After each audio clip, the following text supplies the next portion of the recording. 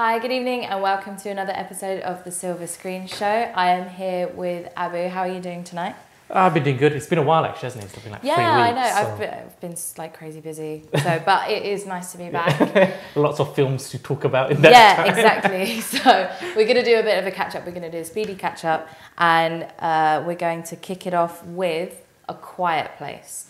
So this was directed and starring John Krasinski, and his wife Emily Blunt was starring alongside him, which was nice. I had a story that she actually originally asked someone else to do the role. Then she's read the script like, no, you got to cast me as the wife, and she has the overrule there. So that is whipped, if ever I heard it.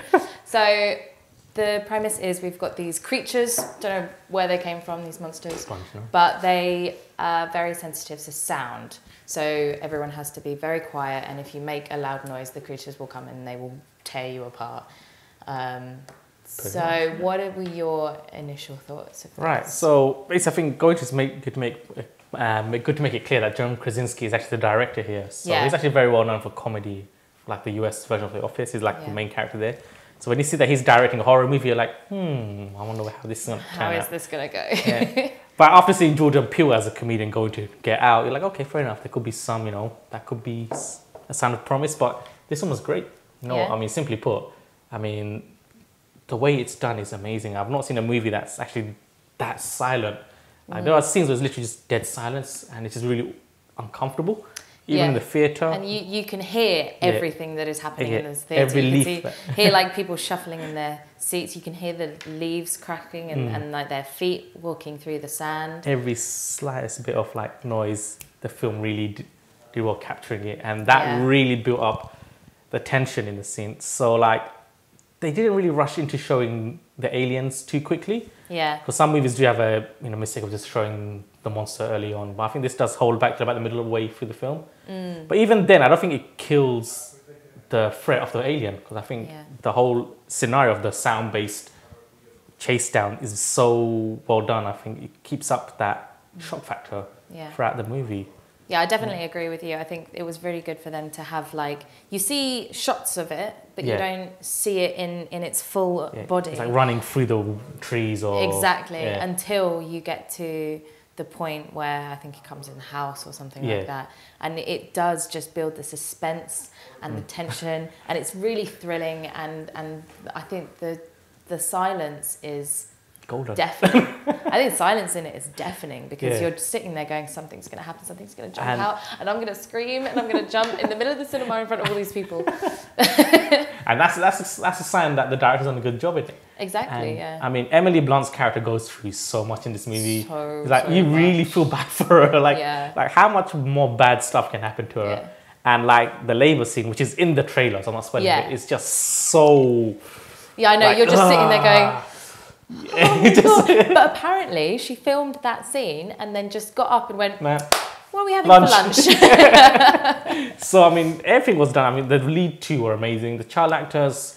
they didn't really bother me too much. I mean, the daughter was a bit annoying in a sense, but I think that was the whole point of her. Like, the father had a bit of resentment towards her, obviously, through plot issues, but... It is. I think it's meant to. It's meant to be a struggle with her to understand her. Her character was supposed to be a bit annoying, and I think that kind of worked in that sense. Yeah. I mean, so other than that, are there any other downsides to it? Downsides, not really too much. I mean, because I think film overall is well. I think the message of the film, the director John Krasinski mentioned, was what half our parents would go for their kids, and I think especially the main guy's name is also silent.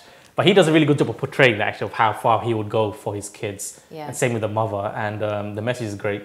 The action is very, visceral in a sense. And hate-wise, I mean, there's nothing I can really say that bothered me too much about it.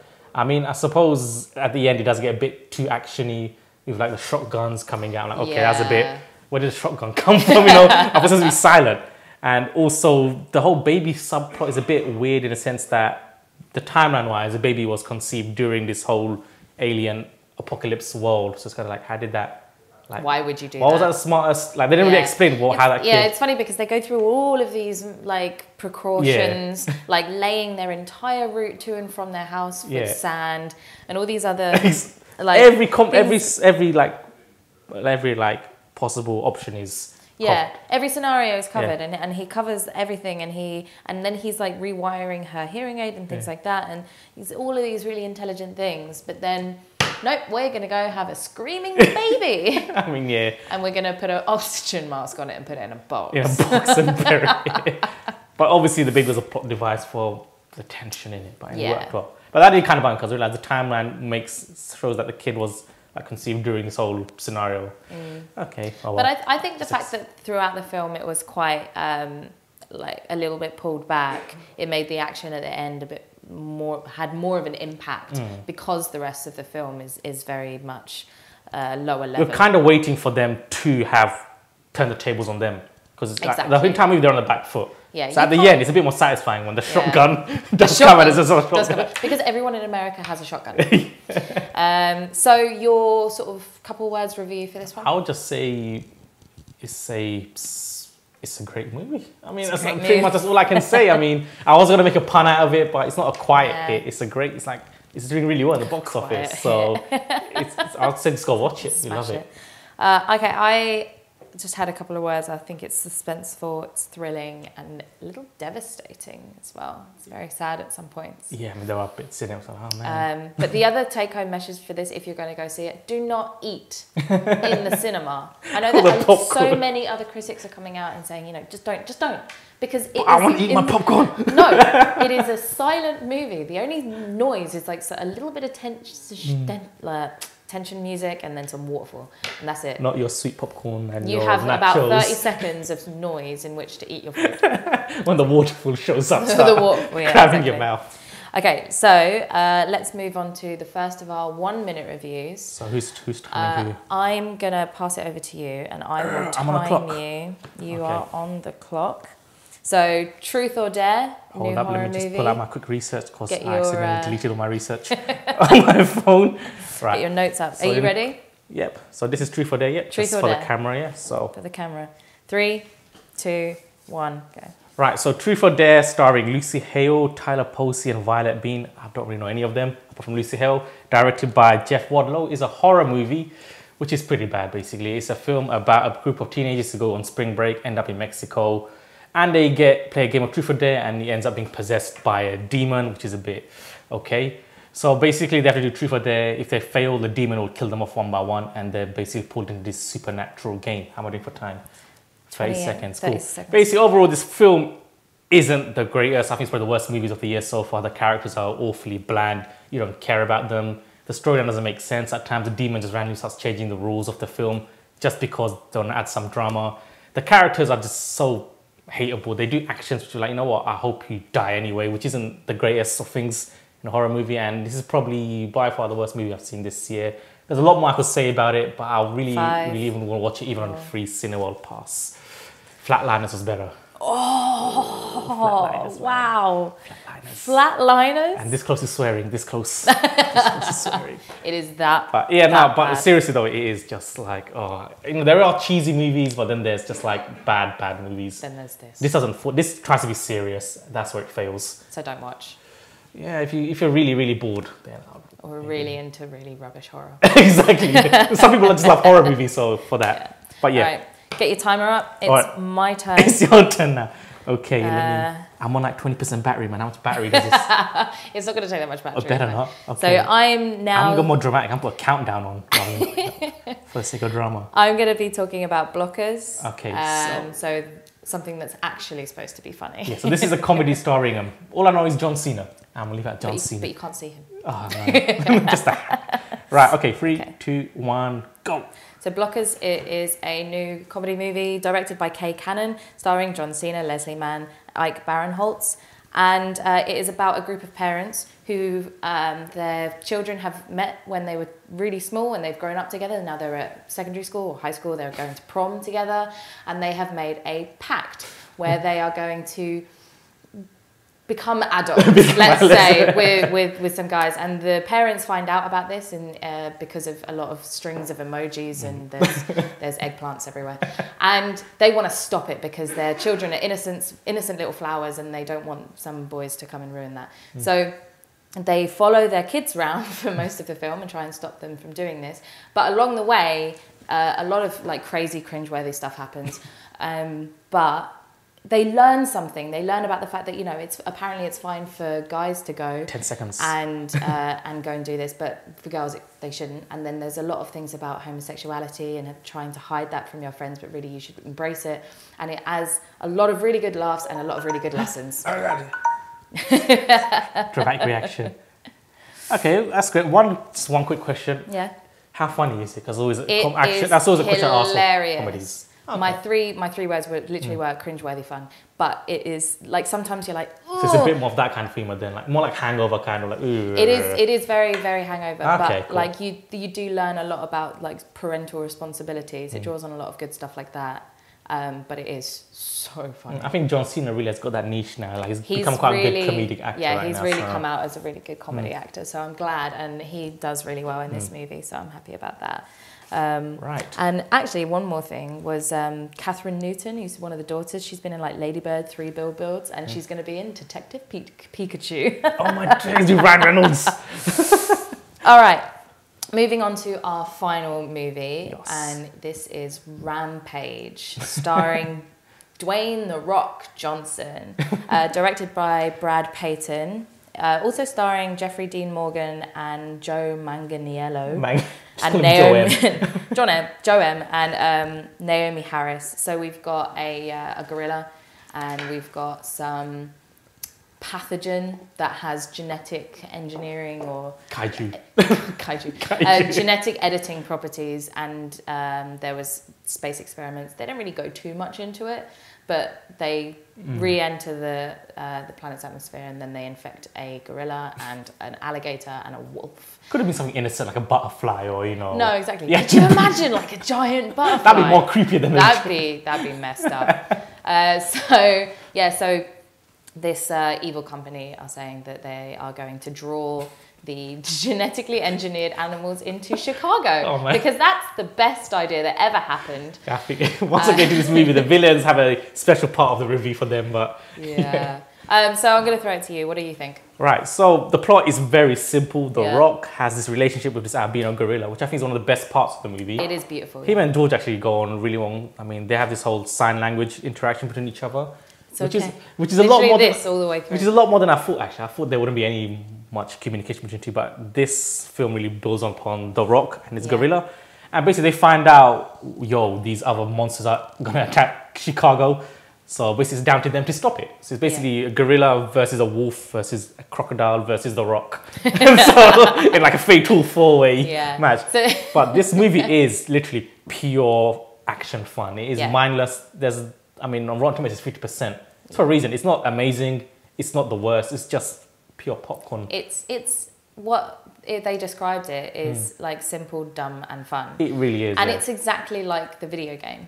So I didn't know it was a base for video game, to be honest. So the video game, it's one of those like 80s arcade cabinet ones. And literally the premise of the game is you have your gorilla, alligator and wolf, and you go through, you level a city, you move on to the next one, Chicago. You level the city. Yes, it's so much. Transformers destroys pretty much every movie. Transformers. And so a lot of people are saying it's being actually really faithful to the video game, because it is just pure carnage. It's just it's Rampage. It's pure Rampage, and that's what it is. And like I like the fact that it is using the KISS principle, keep it simple, stupid. Yeah, it really is. The plot is simple, the motivations are simple or not there at all, and it's just a lot of crazy action. You know what you're going into, basically. I mean, this is where Pacific Rim Uprising had an issue. It tried to be a bit too smart, and it tried to rewrite the previous movie, which is far better, and it's trying to make its own thing. If it was just basically monsters and aliens fighting for the entire robots and aliens, I would not mind it. Which is here, you know what it is. That's what Pacific Rim was. Yeah. Whereas this one is just, that is the plot. There's no hidden sub, there's no plot twist, there's no like horror, I'm actually the villain. There's none of that. It's just and what do they do to actually calm down George? Is give him a chill pill. Yeah, it's literally called the chill pill. And that's how they bring him back. The Rock and George are great, and I think Jeffrey Dean Morgan as like just some random special agency guy. He's hilarious. Every time he's like, I'm a cowboy. Every time he shows up, it's great. He's got like some weird like gold, silver pistol as well, and he's got like this big belt buckle. He's randomly a cowboy. I don't know why, but rambling. But he's great in this movie. He was funny. on the bad side of things, like I said, the plot isn't very... It's not anything, to be honest. The bad guys are so awful. They are just so cheesy. They're so bad. They're like by far like the worst bad guys I've ever seen. It's like their plan is, so we get these monsters, we'll activate this beacon, they'll come to our office and destroy it. Yeah. Then we'll just capture them and take the sample. I'm like, you're just two people. How are you going to capture this raging gorilla and take it like... they're actually stupid. Yeah, she tries to be some sort of like suave, calculated. Like, no, she's just stupid. Yeah. The guy is just also... He's legit.